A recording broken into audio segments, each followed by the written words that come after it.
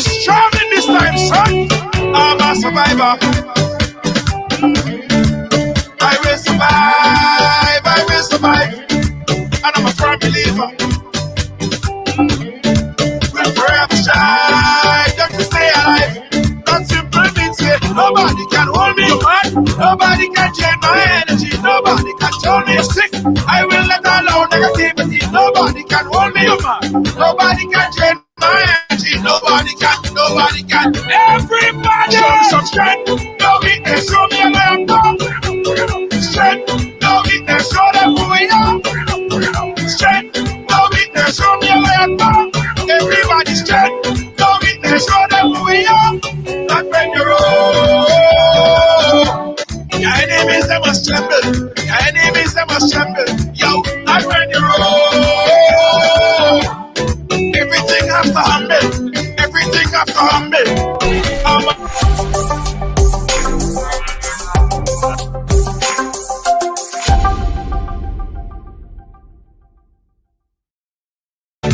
Put my trust in God. Put my trust in God. Hey, what's up, everybody? Audio check, 1, 2. Welcome to Ridelaong Live for today.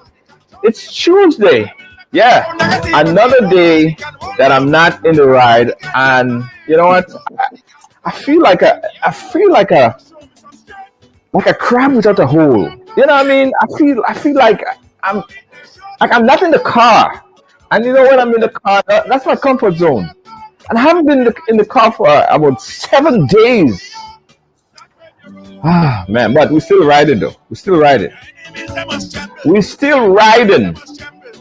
Somebody said, what an analogy, a crab without a hole. That's the first thing that came to mind.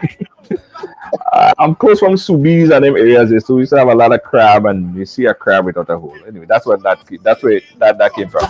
Anyway, guys, how you guys doing? Welcome to the ride today. I want everybody, as you're coming, go ahead and share up the team. Cornwall, big up yourself.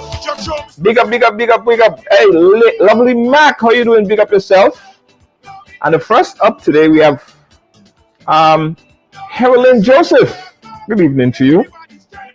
Listen, guys, today we have a very interesting conversation, right? And this conversation, I want you guys to listen, pay attention, and also invite someone that you think that might need this type of evaluation or conversation. Today we have a clinical psychologist, Dr.Agustine Panchoo. He's no stranger to the ride. And we also have a life coach who is taking it from two perspectives.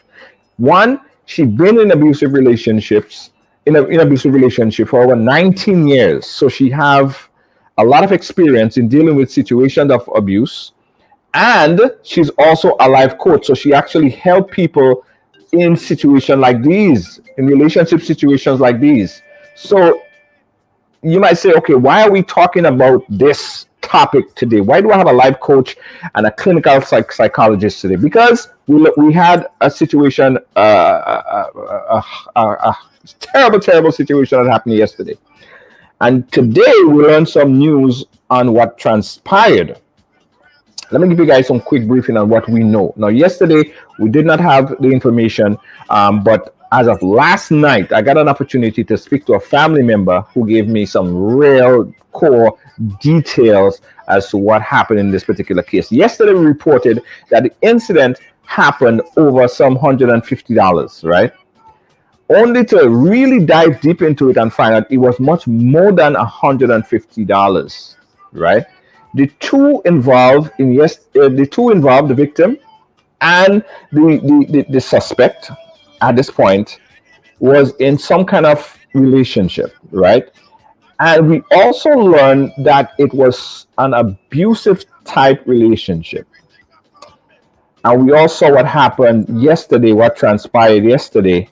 And it's heartbreaking for a lot of people, because I know we have done a lot of programs in the past where we talk to women and men about this type of relationship and how dangerous it is, right?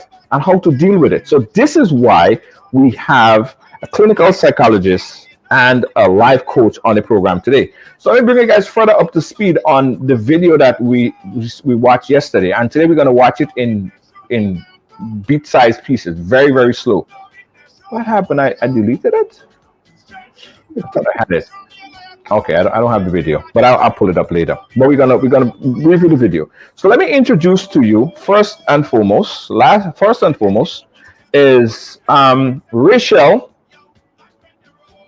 Hold on, Rachel Charles is a life coach, and she's no stranger to the ride. Rachel, before you start, let me just make sure that everyone get an opportunity to share this program because I really don't want anyone to miss this edition of Ride Along because I think it's very, very important. I think it's very, very important. So let me do this before I bring in Rachel. Let me just do this once again. Everybody share the program. Everybody got an opportunity to share the program. Before we bring on Rachel and Dr. Panchoo, I want everybody to get an opportunity to share this because this is very, very important, guys. This is very, very important. This is no joking matter. This is some serious conversation we're about to have here right now. So share. Hey, good evening, Wendy Ferguson. Thank you so much. Hold on, let me share it over here as well. Stand by. Hey, Patricia. Thank you so much. Thank you so much for sharing. Lydia James, thank you so much. I'm trying to share the program on my page, but I'm not even seeing it. I think it's up right now. I think it's updated now. All right, here we go. All right, let me share it and put it in a few groups. Lovely Mac, I see you. All right, share. Yeah, it's that important. I'm going to stop everything to make sure that I share it a couple times.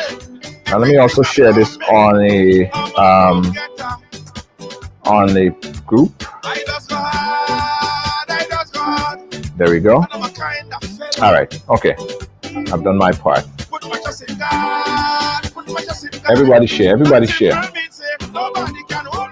All right. All right. All right. There we go. So let me first introduce Rachel Charles, who is a life coach and someone who has been in an abusive style relationship. Rachel, we got an opportunity to see this gruesome, whatever you want to term it as yesterday, homicide of killing of a young lady in Grenada. First of all, what was your take on it after you got to see the footage? Can I first say, Junior, I'm coming at this from 3 different perspectives. So yes. Firstly, I was in an abusive relationship for about 19 and a half years to be precise. Secondly, I currently work as a senior probation officer, and many of the people that I work with are perpetrators of domestic abuse. So that stems from everything from a slap to murder. Those are the people that I currently work with. And thirdly, I also work as a life coach and work with people who are coming out of those relationships and finding themselves. When I first saw the video yesterday, it was horrific. It's just something I thought I would never see. Somebody just callously walking around as if he had just done nothing. But my first question was, were they in a relationship? Because when I saw the comments about, oh, it was just over $150, I just thought that can't be. So my first inkling was there had to be something else happening here. It had to be something more than lending money to. Yeah, you go ahead. Yeah, no, that's what I was going to say. That was my first thought, because I thought there had to be something more. And I know that people were talking about crime of passions and what that means and that kind of thing. And but the way that he's, well, you can see the video now. Yeah. Go ahead. It's very callous. I think maybe Dr. Panchoo may be able to go inside of his mind, but then, looking at it and hearing the screams, my thoughts was, what's happened to the person? What's happened to the daughter who's screaming? Is there going to be help for her? I wondered, and today there were lots of talk on Facebook and discussions about what provisions are there in Grenada for domestic violence victims. And that is something that I'm concerned about, because to leave a relationship is one of the most dangerous times. and Grenada is small, 13 by 26. So where do you go? Where do you hide? What support systems do you have? What happens to the people who are in? Who can they go to? What agencies are there? And then for somebody like him, what do you do? I work in probation, so I work face to face with perpetrators, and I know that there's programs that we have with them in terms of helping them to rehabilitate. It brought up a lot of questions for me, and Yeah, mainly I so. want to specifically look at some warning signs of abuse, right? Because yesterday I had a lengthy discussion with a family member who said that this is not the first time that they know of him being abusive to her, right? It happened before. So let's start with the early warning signs, the early red flags that someone could possibly identify abuse, domestic abuse. Domestic abuse takes lots of different forms. So when we say abuse, we're talking about everything from emotional to financial to to violence. And it doesn't start with full-blown violence. So with him, it would have been a slow creep. You don't get into a relationship and all of a sudden you're getting your face punched in or stabbed. You would be wined and dined. You would be, you'd be wooed into a relationship, and then afterwards there'll be certain things that would happen. So it might be isolation. You might be isolated from friends and family. It might be, and it's done subtly. So it might be that you don't want to go to an event that's happening because your mother doesn't really like you, so why would you go? So you find yourself not spending as much time with friends, not spending as much time with family. It might be belittling you and putting you down. The violence usually, if it does get violent, even if it does, it usually happens quite later on. So Right. sometimes a lot of signs that we would see in hindsight is great, because with hindsight you can look back and say, oh, the red flags were there from the beginning. But when you're in it and you think, oh, this isn't too bad, maybe I should work at this relationship and see if I can make it go, there's going to be good times and bad times. And, you get married and you hear, for better or for worse. And you think, maybe this is the worst. I can work with it a little bit more for it to get better. And you let those things slide, then you'd find yourself, in that slippery slope. Right. So you're saying that it is not like you in most relationships like this, it's not like you get into the relationship and you start getting cough in your face. It might start with don't wear this or that isolation from your family. It slowly creeps in, and then all of a sudden the next step you might get a punch, a slap, and next thing you know you're getting cough in your face.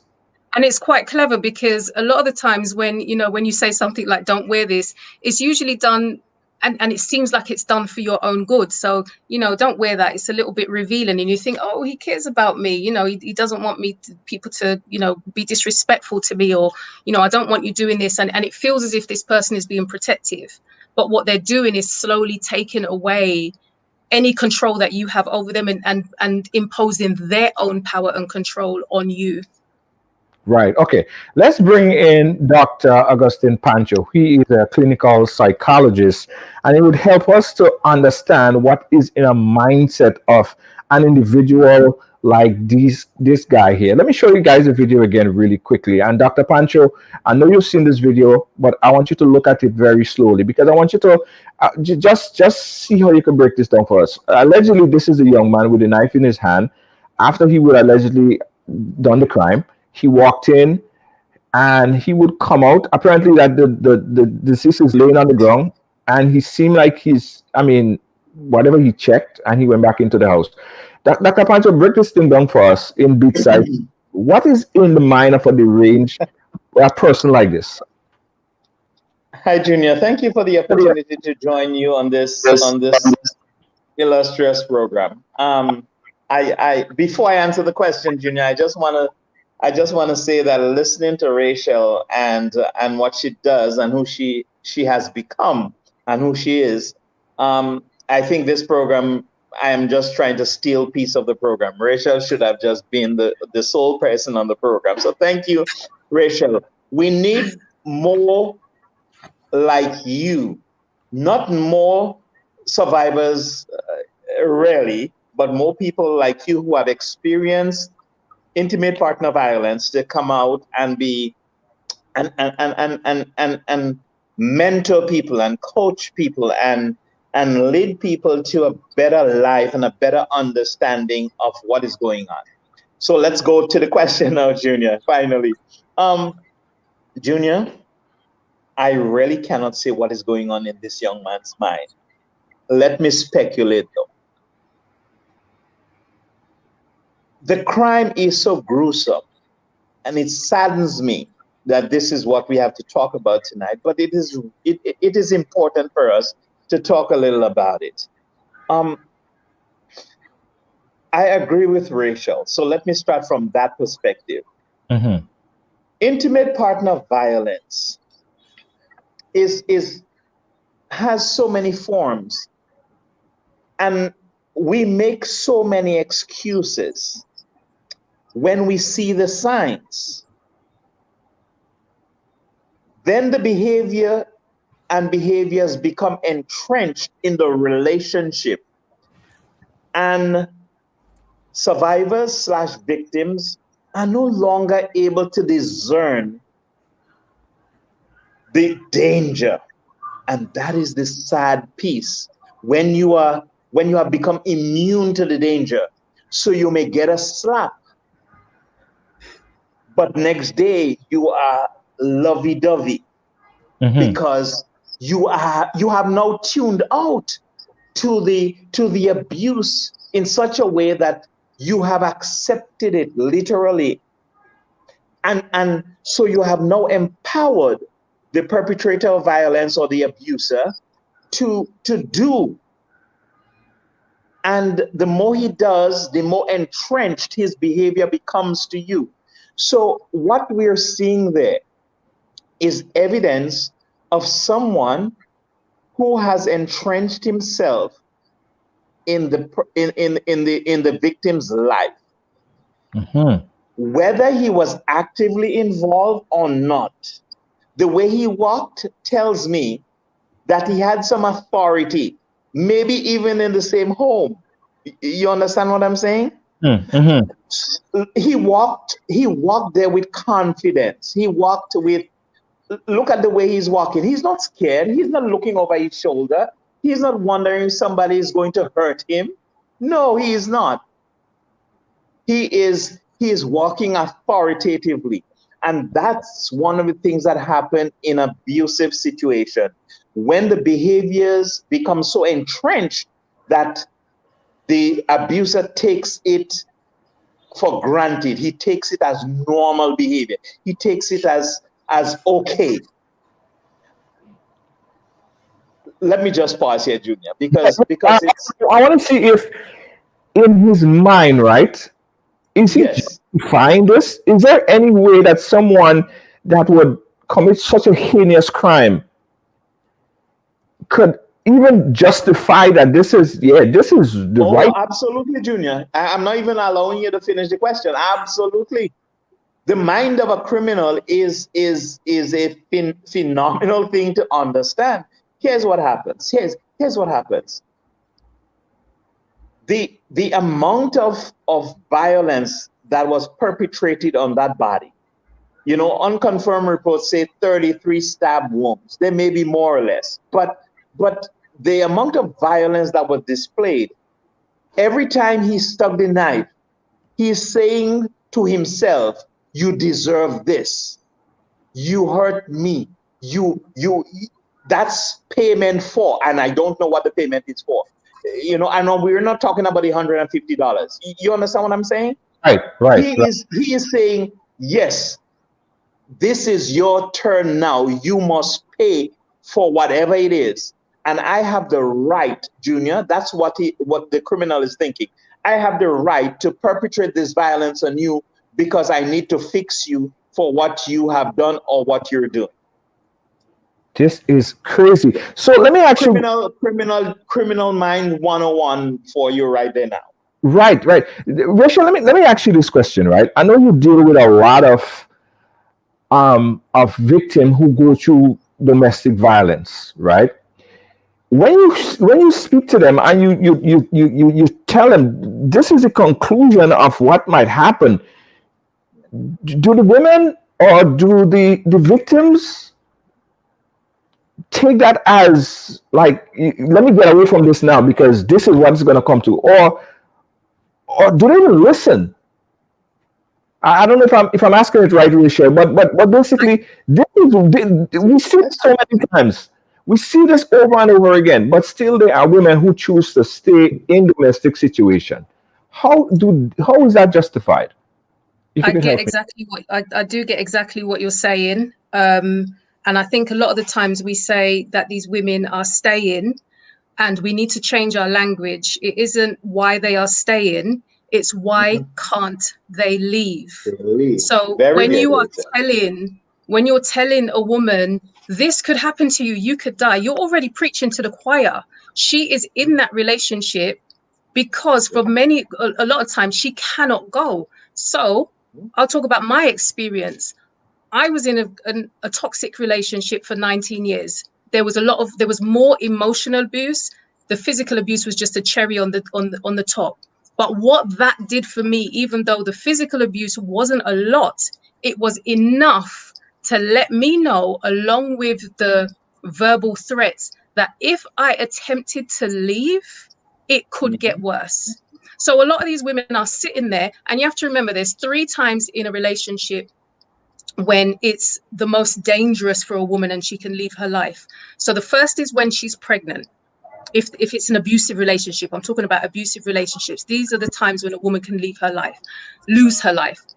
When she's pregnant, if she announces or gives an inkling that she wants to leave, and thirdly, if she leaves, that is a time when women lose their lives most. So we can sit here and say, why doesn't she get out? We are basically putting her into danger by getting her out. So in order for you to leave, and I laugh sometimes, and I know that when I've said that I was in my situation for 19 years, there must be people in the comments thinking, was she staying there for so long for? Was she waiting for she pension? You know what I mean? And I've said that, but I had to leave when the time was right. If I had left before, yes, I probably would have come back and it would have been even harder for me to leave. I had to leave when I had a plan in place. And a lot of people, and again, I talk about Grenada, 13 by 26. Where do you hide? Where do you go? So it's not that easy to just say, and we have to, when like as you were saying, why don't they get out? Women want to get out. They know they can die. They have to live with that every day. I used to be awake at 2 o'clock in the morning thinking I literally need to sleep with one eye open because I don't know what this dude is going to do in the middle of the night. But sometimes, and this is not condoning or encouraging anybody to stay in a relationship, sometimes for some women and for certain periods of time, it is safer to stay in a relationship so you can see when the abuse is going to happen. Because if your plan is not right and you get out before you need to get out, you are putting yourself in even more danger than before. So sometimes it is better to stay there so you can see that abuser, you can see when it's coming, because when you get out and you don't know which shoulder to look over for where he's going to strike, that's a whole different ball game. And if you're not sorted, if you've got kids to think about and a career and you're trying to find somewhere to live, you could literally be a sitting duck. Wow. Yeah. We were talking here with the clinical psychologist Agustine Panchoo and Rachel. We're talking about domestic type relationship, right? The domestic type abuse in relationships. We're speaking about this simply because of the new development that came out after the gruesome murder of this young lady yesterday, right? We were told by family members that it was a very abusive relationship, but we was also told that it was abuse on both sides. It seemed like they both used to beat on each other, and that doesn't justify anything.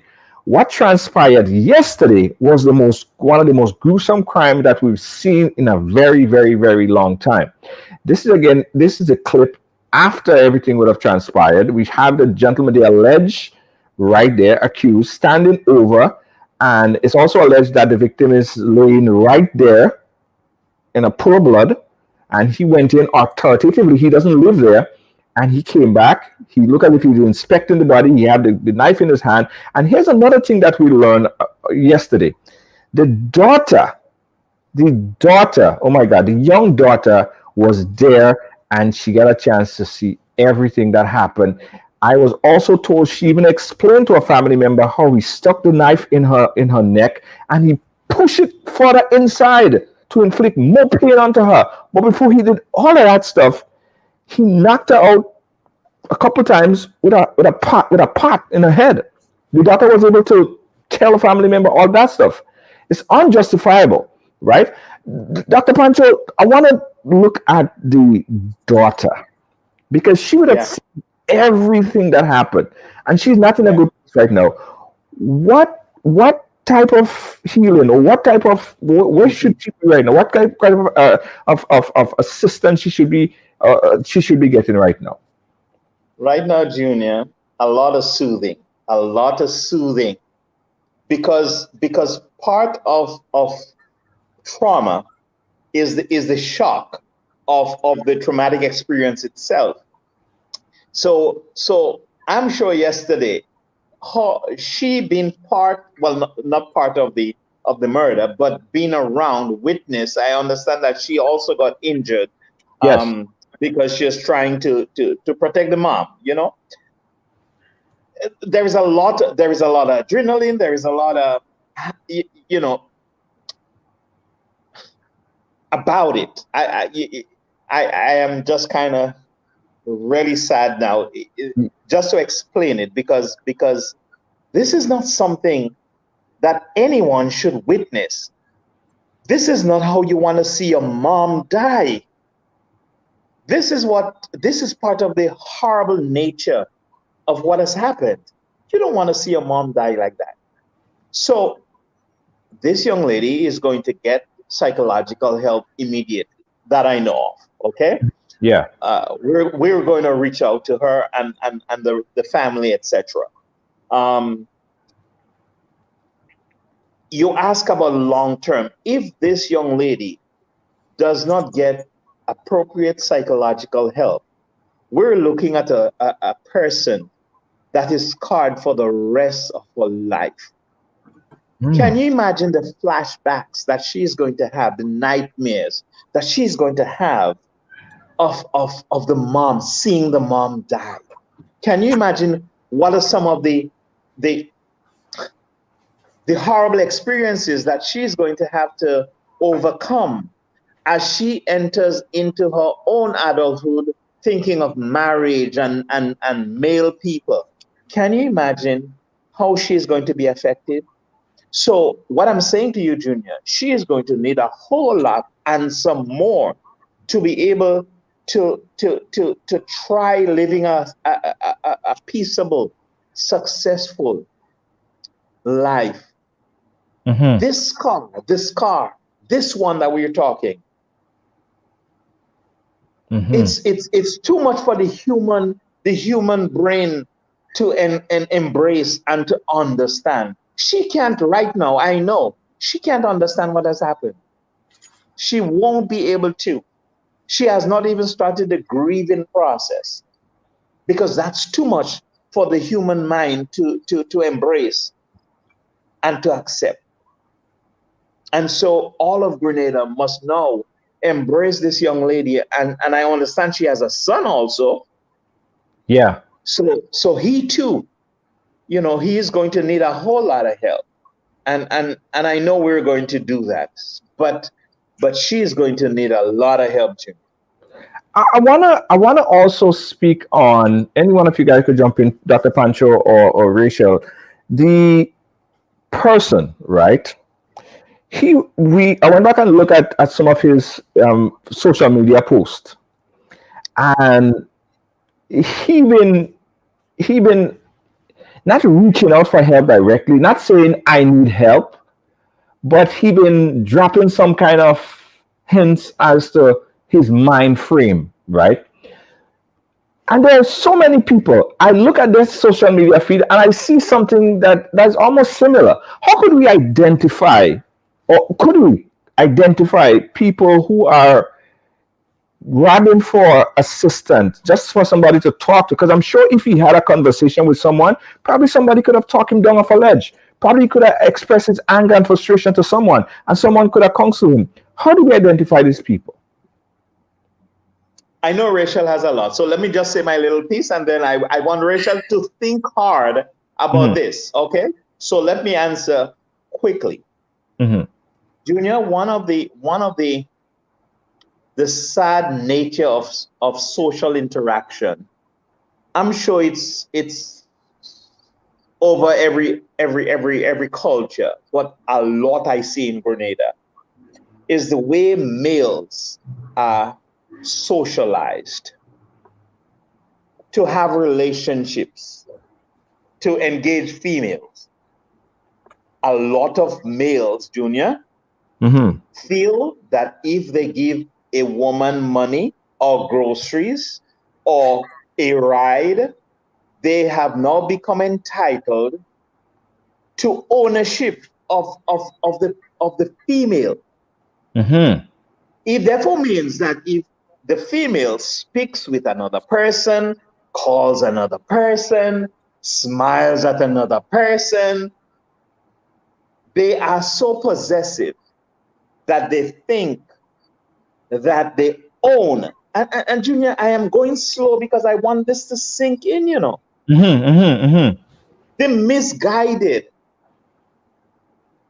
the irrational, I must because I bought groceries. You're entitled to. And we have to teach our young men, Junior. I want you to engage this.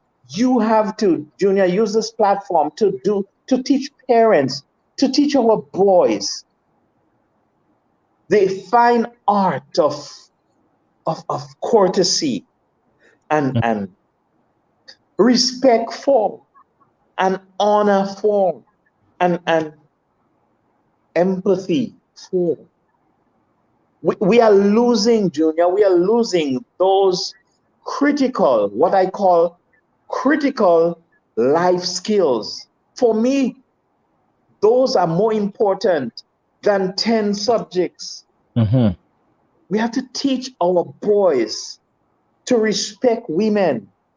Can't put your hand on a woman because she argues with you, you're in a relationship with her, and you think you can handle her. She is not your property. Plain and simple. I do not need to sugarcoat this for our male population. Giving money to grocery or buying books for the kids, these things do not entitle you in any way to control another person. And I conclude, Junior, that the killing is much more than $150. Yes, I believe there is something in history that says the straw that breaks the camel's back.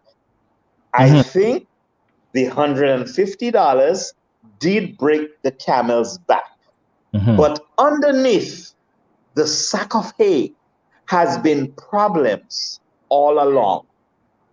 Problems that have not been addressed, problems that have been allowed to fester and engender and created this. Listen, this final showdown yesterday has been brewing for a long time, and people knew it, you know. The victim knew it, you know. The perpetrator knew it. This is not an impulsive killing. This is a well thought of, I'm going to get you by any means necessary. And so that's what makes it hard for people to understand. Rachel, I have said too much. I want you to talk about the signs. You know, I teach this thing, but I know you have experienced it for 19 years. Bless your little soul for coming out the way you have to champion the cause of survivors. You have a special place in heaven and in my heart. You know, because Junior, let me quickly let Rachel relax. You know, for ladies out there, you say something, he pinches you. You tell him something, he shuts you off on his phone. He blocks you. He raises his voice. These are telltale signs that the person that you are having this relationship with is not a healthy person. It's going to reach a point one of these days that there is going to be a whole lot of regret. They're still coming now, yeah. We should go right ahead. I was going to say, one of the things working in probation, whenever we're doing risk assessments on people as to like their propensity to violence in the future, one of the things my manager said is, you know, when I was training was, you know, you can look at the stats, you can look at the statistics, but you always trust your gut. And Yes. we don't know where that comes from. You know, what is that gut feeling? But our gut never, you know, sends us in the wrong way. And Junior, where you were saying, how do you spot the signs of somebody who might do something like this? And you looked at his social media page, the signs are always there. The difficulty maybe with him, sometimes there's that man thing where, you know, you don't really want to talk about your emotions, but men do reach out. The difficult thing is a lot of people don't know how to have those conversations with men. And you just think, you know, if I go and speak to my brethren about something, you know, it might feel a little bit too mushy, or it might feel, you know, they don't want to have those conversations. But if you see something, you see something like for him, for example, so we're talking about him as the perpetrator, he's posted something, there must be a friend who can say, boy, you're right, what's happening? You know, we have to reach out to people. So as somebody like him, if we see them posted, there's lots of people who put things on Facebook saying, I've had enough, you know, I just want to end it. We have to reach out to them. And if we don't know them well enough, find someone who does, to say, listen, you need to go and speak to Jack, you know, and find out what's happening with him, because something is not right, or he's posting something. If you're in a relationship, as I was saying in the beginning, those little signs, they're always there. As Dr. Panchoo was saying, they raise your voice. Or you think, I used to be in situations where I used to stand there and think, am I going crazy because I'm having an argument or a misunderstanding? Sometimes about, so one, for example, I had a knife pulled on me and I thought, okay, this is it. You know, I'm going to have everything spilt out on the floor. And it was a disagreement over the color of a jacket. And I just thought to myself, like, really? We are here arguing over the color of a jacket? And when those little things happen and you realize that you are arguing with somebody who is irrational, that's when, you know, the penny starts dropping. I mean, by that time I knew that I needed to get out, but the signs are always there. And that's why I go back to trust your gut, because if you wake up in the morning, or you're with somebody who you can't laugh with, you can't be yourself around, and that's one of the signs that you are in an abusive relationship, is you have to censor what you're saying. You might be at work and you might be an authority at work, but when you come home, you can't talk, you can't make a joke. So, you know, I've worked in probation for 15 years. Do the maths, yeah? I worked in probation for 15 years and I was in that relationship for 19. So there was quite a bit of overlap. So I was sitting across the table with perpetrators who had abused their wives, helping them. And fortunately, I was able to compartmentalize and not put my own personal stuff on the table, and work with them, go through their domestic abuse programs. But I was going home to a situation where I had zero power and control, couldn't be myself, and had to basically walk on eggshells around somebody, you know. So as I was saying, the signs are always there, but you learn how to survive in those situations. Yeah, I mean, I'm hearing this for the first time. So you essentially was advising people on how they should cope with bad relationships, and you yourself was going to the same type of relationship. Wow. I couldn't get out. And part of the reason why there was so many different, because like what Dr. Panchoo was saying, is the straw that broke the camel's back. There's a whole pile of hay, you know, so you can't just say, is this one problem or that one problem? And then the next day, you know, even though you might have had a disagreement, the very next day, there might be hugs, there might be kisses, there might be flowers. You know, that's called trauma bonding. So even though it felt horrible, I might have been crying the night before, the next day when I get the flowers, you know, it doesn't mean that I'm being fooled by it, but I get a glimpse of the person that I fell in love with before. And I think, oh, maybe if I didn't say that thing, he wouldn't have gotten angry. And, you know, the next time I just need to maybe simmer it down a little bit and I won't make him angry and it will be okay. So they know how to reel you back in to make you hope for, you know, the times when he's not going to be angry. But yeah, I was working with people and coming back home and not being able to express myself as well. Yeah, wow. Guys, we want to get you guys a part of this conversation. So we're going to open up the phone lines right now. If you want to call in, the number that you call to ask a question to Rachel or Dr. Panchoo, the number is right here on the screen, 718-701-5720, because this is a big conversation. And some people might say that we're too reactive. This is not the first time we're having this conversation. We need to continue to have these conversations, right? Talking to the men, talking to the ladies, men. Like I always say, I can't be friends with someone I know who does beat up on the wife and cuff up on the wife and beat up on people. I can't be friends with them, right? Yeah. And if we as men take that initiative and we say, listen, if you are a man and you are someone who abused your wife, cuff her up and beat her up and stuff, like, I'm not going to be a friend, all right? Or I'm gonna talk to you. If we have that kind of society where we could talk to each other, then I think that we could change some minds. But if we just ignore situations like this and we sit in the locker and we say, that's just locker room chatter, yeah, he cuff up his wife, so what? Then this is not going to solve the problem. This is not even getting halfway of solving the problem. We need to take the initiative. We need to take the initiative and be strong and talk seriously to the fellas and them who doing this stuff. I think, sorry, there's just something I was thinking of. We also need to stop victimizing the victims. So, and this is something that comes up all of the time. So there's always somebody who will come up in comments, and I don't know if it's in the comments right now, but there's always that, you know, if it was me, I would have never do that. And I don't know how you could stay there for that long. When we do that, we are doing two things. Number one, we are saying that the person is weak for staying. And I can tell you something, if you have faced an abuser and lived, even the poor lady who died yesterday, she had to have been a strong woman to deal with all of that stuff. Obviously, she couldn't, she was no match for what happened yesterday. But to be able to go through, especially if you have dealt with a narcissist, you are a different type of strong to be able to survive in that type of relationship. So to call somebody weak for staying, you're wrong.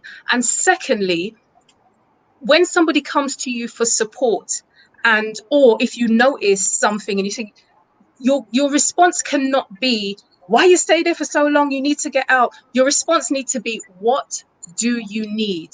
Because if you start saying, if it was me, I would have never stayed, what you're doing is you have now turned into the abuser, because you are using the exact same language that that abuser has used for that person to make them feel not strong enough to get out. So the language that we use sometimes to try and get people out does not help them, and we further victimize them, make them feel ashamed, make them feel embarrassed, make them feel guilty. They're already feeling those things, but when they come to us for support and they hear us say that, well, basically, if it was me, I would have never stayed, so basically you're not as strong as me, they're going to stay in those situations for a lot longer, thinking, well, there must be something wrong with me. Why can't I get out?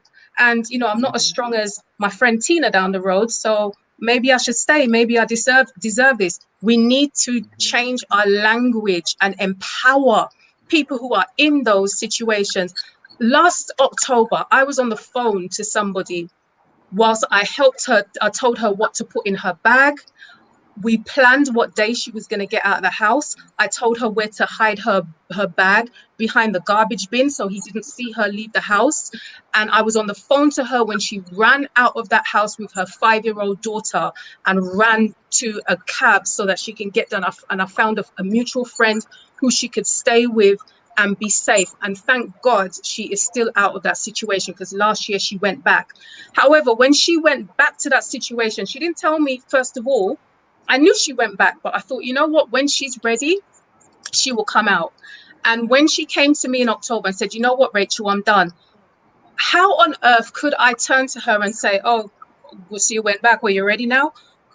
There's no way. I just had to zip it and say, what do you need? Right. You're getting out this time? Absolutely. Cool. Absolutely. Let's do it. And we put a plan together. We cannot further victimize victims by telling them that they're too weak for staying and if was me. Because I'll tell you what, a lot of the people who are saying if was me, if they were in that situation, they would probably crack or be in an asylum. Because it, as I say, it takes a special kind of strong to stand, face an abuser and come out the other side and stay sane. Yeah. Okay. Let's take a call. There is a very interesting comment I want to read there. But we have a caller on the line. Let's take this caller. Caller, you live? Where are you calling us from? Hello. Can I please remain anonymous? You want to call in anonymous? Please and thank you. Well, you might have to text, because right now your voice is on air. Do you want to just make a comment and don't call your name? Hello? Okay. Hi. Do you want to make a comment on the subject, or you want to send a text? Okay. All right. The caller wants to be anonymous. Vanessa is saying he did it twice already, and he came back like nothing happened, and he said that he didn't know what came over him. And that is where, Dr. Panchoo, this is where I'm trying to understand. In the mind of someone who is a criminal, do they black out? Like you just lose it and then you get overtaken by something that just make you move your hand, your mouth, your foot, and just do things, and then after a while you don't know what the hell happened? Yeah, well, Junior, part of the pathology of the mind of the criminal is his ability. And that's how the mind works. When he commits an offense, when he does anything wrong, when he hits or abuses, he has the capacity to come to himself and to try to make amends, but then repeats, and the cycle goes on and on and on. Right. So the mind of the criminal, or the mind of the abuser or the perpetrator, is sometimes filled with a lot of previous abuses. It's filled with a lot of unresolved trauma. It's filled with a lot of irrational thoughts. Sometimes people who perpetrate these kinds of offense are mentally ill, and they have been able to live without getting help. Yeah. And so when he perpetrated the violence but came back and say, I am sorry, it's an indication that he needs help, but it's also an indication, an opportunity for the survivor and or the abused to seek help for self and for the perpetrator. So Rachel is right. A lot of times the signs are there. And listen, there is one point I want to reiterate that Rachel made very earlier on. So I think it's a good time to talk about it again. It's like the smallness of Grenada, Junior. Mm-hmm. Where do women who are in abusive situations, where do they find safety? Where is the sanctuary? We don't have it. True. There is a home in Grenada, but anybody can find a home, really and truly. Mm-hmm. You know, women go there and then they leave to go to work, whatever it is. Yeah. there is not a safety net for Grenadians as we have in other places. Secondly, Junior, the perpetrators of these violence, they are known by the police, they are known by the law, they are known by the court system, but we don't have program rehabilitation for them, no anger management, nothing, So what happens? You understand the cycle that we are perpetrating? So what Rachel said is pertinent. A lot of times it becomes more convenient and even safer to stay in the relationship because we do not have sanctuaries for women. And look at what has happened in the history of Grenada, Junior. I don't recall, and maybe you do, so you could correct me, of a situation in Grenada where a woman has taken the life of a male partner. Mm-hmm. But I can think of several within the last couple of years only in Grenada. Mm-hmm. In Pearls, we had the chopping up of a woman. St. David's, multiple. Women are generally the victim of this gruesome violence. True. And men are the perpetrators. Yeah. Historically and statistically, men perpetrate more violence on women. Yeah. Okay? Yeah. We don't know whether it is the testosterone or whether it is the toxic way that we have been raised to think we are in charge and whatever we say goes. And this is part of it. So let me not say that I don't know. Junior? Yeah. The way our society is structured from biblical times. Hold on. I think we lost that call. I had a caller online that was holding for quite a few, but they just hung up. Oh, so sorry. To call us back. 718-701-5720. Now I'm seeing a lot of posts, guys. I can't read all the posts, but I'm seeing folks. Vanessa is making a comment. I don't know if it's related to this particular story or if it's her own story. And if it is, Vanessa, that you are going through a situation that you need assistance with, I encourage you to look at in the chat there. You're going to see Hermelin. Hermelin has a group. And we're also going to paste the link to that group for people who need assistance and could join Hermelin Marital Group. They're going to help you in getting out of abusive relationship. Well, they'll help you. They'll help you. Hermelin knows exactly what to do. And also Rachel, they could reach out to Rachel as well. If that is the case that you need assistance, you could contact Rachel or you could contact Hermelin. Hermelin, if you could put the link to your group, and we'll link everybody to it. Let's take this call right now. Caller, you live? Where are you calling us from? All right, hold on, caller. Hold on, caller. 1 second. Yeah, caller, go right ahead. Yeah, Junior, what Dr. Panchoo and Rachel is saying. First of all, I want to say good afternoon, good evening to them, yes, the panelists, and it is so nice having you guys there. I see that the live is getting up very well, and I like that, and people are sharing as well, so persons could be aware of the information that's out there and the help that they can get. He was making the point that about the way men are being socialized in Grenada, and he is so on point with that. A man would leave a woman, and the first thing his friends would tell him is, go and get back whatever you give to her. Because that man doesn't feel that level of resentment. He feels so angry that the only satisfaction is to take back everything, to see her become vulnerable. Because we know, by nature, women are looked at as a vulnerable being, because that's why the men are there to protect them and to make sure that they're being protected and they're being secured.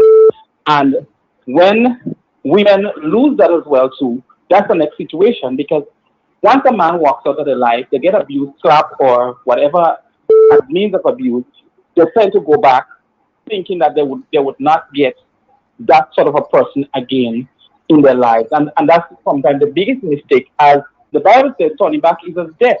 They turn back and then go back to the relationship, and that's what causes them to lose their lives. Sometimes children are involved.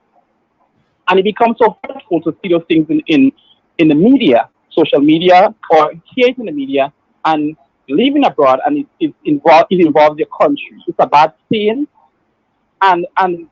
men suffer because women from other countries say they don't want to be with a Grenadian man because Grenadian men are abusive and this sort of a thing. I think this is really getting out of hand, and we have a Ministry of Social Development and Gender Affairs in Grenada. They need to get into some interventions, and not only just social intervention, but spiritual intervention, because one cannot work without the other. And a lot of these men are angry. Right. They are hurt. Some of them, women are hurting as well. So right. It's an intervention that needs to be taken. That needs to take place. Thank you so much, caller. Thanks for your input on the topic right here. We appreciate it. 718-701-5720. We invite you to call and share your point of view. I'm on the text right now with two individuals that want their conversation to remain private, and they are saying that they are in abusive relationship, which is somehow 60% physical, 40% emotional, and people are reaching out. They don't want to come and talk about it, but they're telling me, and I get this a lot. I get a lot of situations where women are in this situation and they just don't know how to get out. They're so frustrated, and it's crazy. Let's take this call on the WhatsApp. Caller, you live? Where are you calling us from? Yes, hi, Junior. Hi. I just want to bring one little point across. Yes. One lady there, she said it more than one time, probably to get someone's attention. Yes. But at the same time, we don't need to repeat her name or something in case somebody could be watching and she could be in danger. Right. Okay. So you're right. We could. She probably needs help. That's why she said it more than one time. We saw it. Probably you're not able to see it, but we need to be careful because I know exactly what I'm talking about. Because somebody else could be watching, and straight away she could be in danger. Okay. All right. We're gonna come through. She needs somebody to pay attention. So whoever, I would try and message Diane and let her see who the person is as well. But we have to be careful and don't even call her name or something. Probably she's writing because she doesn't know how to privately get in touch with anybody. Right. But we need to be careful. Okay. Messages have been sent in the group. I'm looking at the chat, so okay. it's been. I agree. Thank you, right, caller. Thank you. All right, cool. Let's take one other call on the line. Caller, you live? Where are you calling us from? Hello? The person just hung up, and that's important. Rachel, at the end, I want you to give some information on that exact thing, how people could get help with the information not getting all over the place, because that's very dangerous. Caller, you live? Where are you calling us from? Hello? Hello? Yeah, go right ahead. Hello? Yeah, hi, caller, you live? Yes, hi.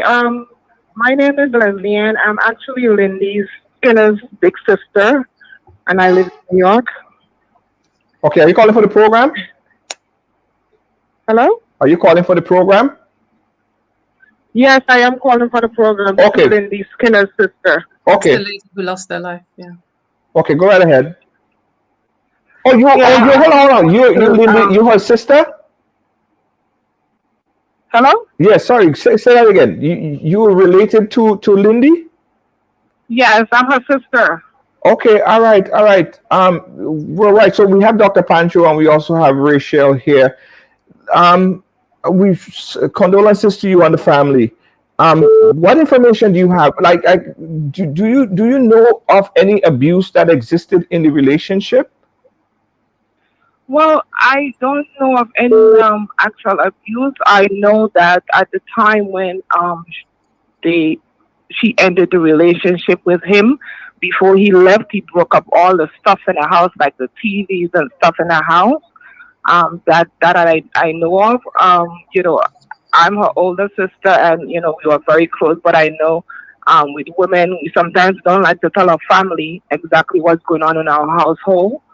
But I did experience, when I visited her in Grenada and I stayed with them, I did experience some possessiveness with him. And I actually had a conversation with him one day, after I saw him, he was trying to tell her, what she could and couldn't eat and what she couldn't do. And, there were a situation where we went out and she was having a drink, and he actually told her that he took the drink from her and said, "You're not having another drink."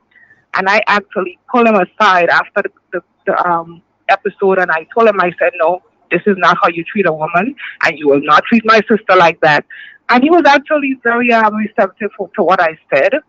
We had a conversation sometime after, and he thanked me for having the conversation with him. And I told him, there's a lot of other ways, to speak to of somebody that you're in a relationship with, and it's not about being possessive. It's about being partners and, accepting the person the way they are. Being around him, I didn't see any other, acts of, violence.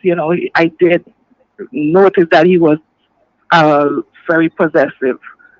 But yeah, that's, That's about it. Rachel, Mr. Dr. Panchoo, any question for the family member? Yes, well, Junior, I want to say thank you for expressing our, condolences to her. I thank you for sharing this story, and I'm glad that you talked about, at least you were able to isolate an incident. And when you talked to him, and he gave you the impression that he was receptive, maybe that was the rational part of his brain that kicked in and said, "Yeah, I'm not supposed to treat a woman like that." But you see, right. Your dear sister, bless her little heart, she allowed a lot of that to happen. And I shouldn't use the word loosely, allowed to happen. But she witnessed, that's a better word, a lot of that happening in her life. And unfortunately, yesterday it crescendoed into a senseless murder. And now we have to be there for the family and prepare for this untimely death of this young lady. Domestic violence, it's horrible. With my niece right now, because she was also the witness, and she was also hurt, and he actually stabbed her. And I was speaking to her this morning. He said he looked at her and he actually stabbed her, tried to stab her more than he caught her twice, but he tried to stab her about 4 or 5 times, and she ran away. And then he looked at her and said, "You next." I mean, he is, to me, he's a cold-blooded murderer. And, I don't. So hold on, caller. You're saying, because the report initially, what was said by the reports was that she probably was accidentally stabbed in the process. No, it was not accidental. I heard that also on the news, and I spoke to her this morning myself, and I asked her, I said, "Abisha, tell me, was it accidental?" She said, "No." She said, "When I was trying to protect my mother, he said he turned the knife towards me and he stabbed me. He stabbed at me. It's more than 4 times. Only twice it landed and actually hit her. I guess something, but maybe the mother blocked his hand or something. But he stabbed her on purpose. It was not an accident. And I just wanted to get that out there. It was not an accident. This is a 16-year-old child." And he turned to her and I said, "You better stay over there because you're next." Ooh, this is freaking insane. I want you to confirm one other thing for me, because I'm hearing reports that said that initially he knocked her over the head with a pot to get her unconscious. Yes, that's how he started. He broke open the door after the police left. As soon as the police left, he broke the glass of the door, and then he put his hand inside the door and opened the door. She was in the kitchen because my sister is a chef, a cook, and he took the pot and he started hitting her in her head, beat her in her head with a pot, and then he grabbed the knife. So he went there with the intention of killing my sister. He went there with the intention of killing my sister. The thing is, before the police left, my sister told them to ask him to leave told the police to ask him to leave, and the police said to her, "We can't ask him to leave. He's in the road." What do you mean you can't ask him to leave? You're the damn police. Why can't you ask him to leave the facility or the house? He has no right to be there, whether he's in the road or not. The agreement is made. She's gonna bring the money in the police station later. You pick up the money there. Why are you sticking around there? As the police, they have blood on their hands as well. The caller's please stay on the line because we want to clear up some other things. Rachel, you have any questions for the caller, the sister? No questions. Just wanted to say thank you for finding the bravery and strength to come on so soon and to share with us. I mean, when I saw it as well, I thought it was strange that the daughter was left and it was an accident, because I thought usually you don't want to leave any witnesses. But I think one of the things that happens as well for families is that guilt of I should have done something, I should have known, I could have done more. And I'm hoping that that's not something that your family will have to deal too much with. It's going to be difficult, but I'm hoping that you don't take on any of that guilt and feeling that you could have done more, because when you're dealing with somebody like that, there is nothing that you can do if they are hell-bent that this is the course of action that they're going to take. Yeah. Junior, let me can I say something quickly? Yes. Sister, I hear your frustration. I hear the pathos, your voice. It's speaking loud. Two things I want to raise. Junior, for everyone, my understanding is that an amicable agreement was made for the repayment of the money, $150. This young lady was going to get the money at the end of the afternoon, whether it's her sales or go to the bank, and drop the money off to the police as assurance that the money is paid, and he was supposed to collect the money from the police the same evening. In the evening, Junior, the same day. Yeah. By the time the police left, we have the end result. Big sister, I hear your frustration. There is one comment you made, and because of who I am, I just want to comment a little about it. And I know your frustration. Yeah. The police was right. They couldn't make him leave the road on the grounds that unless there is a restraining order, legally, they can't put distance between the two. So I just want to say it, and so that we understand, because I work with the police too, so we gotta look out for them, and be careful that we don't indict them in things that are unnecessary. And it's not an indictment on the police, but I have a question, Dr. Panchoo. If it is the fact that she had been threatened by this gentleman in the past, right? He threatened her life, and he is in the proximity where she is. Wouldn't it be incumbent on the police to separate the two, even if there is no restraining order, or could they separate the two? They can't, Junior. They can't, Junior. Honestly, they can't. And Rachel is acknowledging the difficulty of the law. Right. This man could stand up there and threaten her in the road, literally, pop, like that, and they can't do anything because there is no restraining order. So if there is a legal document that say you can't get 100 feet from her, the police now can arrest him for violation of the restraining order. So we got to empower our ladies, our females, our vulnerable people. When you are in this situation, the first thing to do is to get a restraining order. If you're scared for your life, get a restraining order. And of course, as Rachel has already said, start empowering yourself and planning and how you're gonna make this big move. So yeah, that's my little take on it. Yeah. Right. Okay, caller, thank you so much. Again, we just want to send out our condolences to the family on what happened yesterday. Gruesome crime. How is the daughter doing at this time? Hello, caller. Are you still on? Hello, caller. It's probably there. Yeah, I'm hearing it back. Are you there? Okay, I think she's listening to us on the live. Hello. Thank you so much. Okay. Thank you. All right. All right. Listen to us. We'll be hanging in there. We'll be in Grenada to bury her, but it's very tough. Okay. Listen. Thank you. Listen, Big Junior. Yes.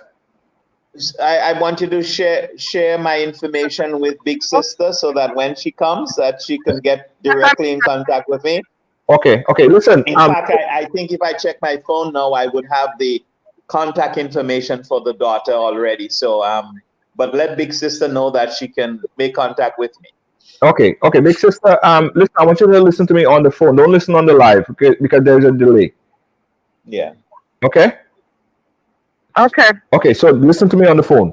I'm going to share your information with Dr. Panchoo. He's a clinical psychologist based in Grenada, and he definitely could help. So I'm going to share the information. So if you guys need to speak with him on this matter right here. I definitely need that information. I definitely going to need that. My niece is going to need a lot of counseling.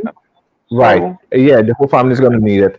How is the daughter? How is the daughter doing at this moment? Oh, she's very devastated. I mean, as expected, she's very distraught. Yeah. She finally started really speaking to us today. I called her and she spoke to us. But she's very distraught. Yeah, give her our love, and we'll definitely keep in touch privately if you need any assistance from our end. All right. Okay. I'll be in Grenada soon. Thanks. Right. I have your other sister number, so she has my number as well. Oh, you have it. My other sister number. Yes. Yes. Okay. Thanks again for calling. All right. Thank you. Have a good day. Right, and thanks for doing this. No problem. Absolutely. Yeah. Dr. Panchoo, this what we're doing here, and you guys know it, right? This is helping a lot of people. You wouldn't believe it. I got over five messages on my personal page that needs assistance in getting out of abusive type relationship. 5 within the hour. And that, I say, if you save one person, we did a heck of a good job. I got 5 within the hour. And that is so sad.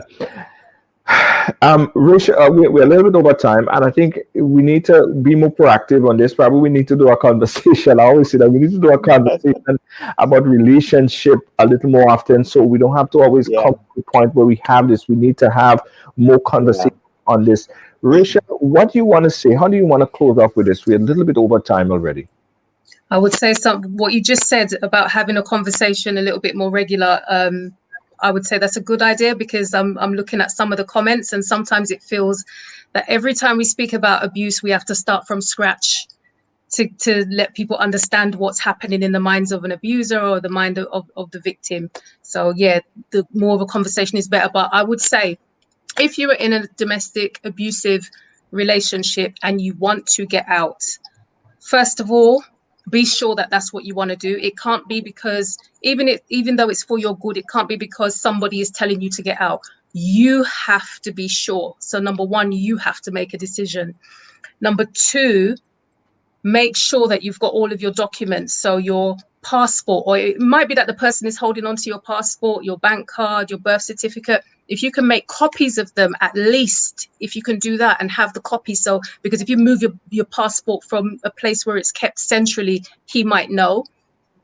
But if you can, just make sure that those things are stored away somewhere safe, or give it to somebody outside of the house, so that when you're ready to go, you have all of your documents. That also means have a to-go bag that you've packed. So it might be a couple of underwear, a couple of change of clothes. If you've got children, think about their medication, your medication, things that you have to have, so that you're not scrambling around for you to go, but you've got a bag that when you're ready to go, you can just go. Get support, have somebody that you can speak to. It cannot be a mutual friend. It has to be somebody that you can trust. When I was getting out, I told one person, and that girl, she is my bosom buddy. I told her, and that was the only person I told, and told her what was happening. And number 3, have a plan. Where are you going to go? In that bag, have some extra money or a card or something, because you might have to run and catch a cab. You know, you might have to start putting money down somewhere so that you've got money so that you can rent a place when you get out, but have a plan. So for me, those are the 4 things. Make a decision, sort out your documents, get support, and make a plan of where you're going to go and how you're going to stay safe. And number 5, Hummelin is floating around in the comments. She has her group, the Caribbean Domestic Abuse Survivors Group. And I work with people as well. I've been in the comments as well. Send either of us a message, whether you're in, out, trying to sort yourself out, trying to get your life together. Send us a message and we're here to help you. My inbox is always open. Yeah, we appreciate that. Dr. Panchoo, any closing words? You know, Junior, what has happened is raising awareness for a lot of things. Education, training, virtues, civility. But I want to end, Junior, with our listeners and with you and your permission. I want to advocate that somehow right along, that we organize some help for this psychological well-being and for the future of this teenage daughter. Yes, I agree. She's going to need a lot of psychological help, and it's kind of it's pretty expensive to get good ones. Okay, that's why I'm advocating, Junior. If we can do that, I'll help coordinate it. But we need good psychological help, and so if we could get all of our ride-along buddies to donate something small, we could create a fund. Administrate it, doesn't matter who administrates it, but right. That's how I want to end, because my heart is going out for this young girl and the son. I don't know how old he is, but this is the daughter survived an attack, because I understand after she was stabbed and threatened, she locked herself in one of the rooms, and that might have saved her life. That's how I want to end, Junior. Yes, absolutely. I just that. Yeah, go ahead, Rachel. I just wanted to say something quickly. So the son was not there and the son did not witness it, but trauma doesn't affect you just because you've witnessed it. Trauma can be something that you heard and it affects you greatly. So he, you know, we can't forget him as well. Yes. And secondly, perpetrators, and that comes from me. As much as I was let me not say I was a victim, I'm a survivor. I work with perpetrators, and in probation, it's about rehabilitation. We have so many programs, and I don't know what's in Grenada, but there has to be something where people like these, even if you're arrested or cautioned or warned, that you can go for some program or course or training package that helps you look at unpicking domestic violence and relationships with women. And a lot of people say, oh, they need anger management. Anger management training does not help domestic violence perpetrators, because domestic violence is about power and control. And what anger management teaches you is power and control. So if you send a domestic violence perpetrator on an anger management course, you are teaching him how to further control and exert his power on a victim. So it's a special type of training that is needed to deal with perpetrators. And that is something that we need to get out there in the community. Absolutely. Because Grenada is small. Applaud you. Grenada is small. You can't hide. So we have to have these women in plain sight, but we have to be dealing with the perpetrators, because we're always talking about get out. The victim has to get out. We're always putting the onus on the victim. it has to be that the perpetrators, the people who are inflicting this, they need to be dealt with, not just keeping the victim safe, because all we're doing, we keep this victim safe, but the perpetrator is out there to go and do what they want to do with somebody else. So we need to start dealing with the perpetrators as well. Absolutely. Guys, thank you so much for having this conversation here with us. We're going to have it again. Dr. Panchoo, we're going to catch up and we'll talk a little bit more about what we do. Dr. Panchoo, we need to talk as well. And yes, we do, Rachel. Yeah. We'll connect you guys. Junior will share my number with you. Yeah. Brilliant. You guys talk and let's make something happen. And for you guys, I'll share Rachel information where you could find her, and if you have any questions, and also the group for Hummerlin's group, so you guys could link that up if you have any problems. Please, I'm begging you, and everyone that is messaging me, just remember that all your information is kept strictly 100% confidential. Once it's in my my WhatsApp, it's just me, and I'm gonna send you to the appropriate people who I know and I trust that could help you. Okay, and I appreciate that. Before I go any further, I want to tell you guys that in a couple of weeks, all of our programming will be on YouTube. Right, all of our programming is going to be over on YouTube. So we want you guys to subscribe to our YouTube channel right now. There's a link that is pasted right at the bottom right there. I want you guys to click that link and subscribe to us on YouTube so that you could continue getting notification when we're on. Won't be live on Facebook. We're going to be live on YouTube. So everybody click that link and subscribe to us on YouTube. The link is right there. It's pinned as well. Subscribe to us on YouTube so when we make that move, and not only subscribe, there's a button after you subscribe, there's a bell. You click that bell and you get notification whenever we come on live. Again, in just a matter of weeks, we won't be here on Facebook Live. We're over on YouTube. I want to get everybody move over there with us. All right, do it right now or whenever you get a chance. So thank you, Lady, and everybody who subscribed to us.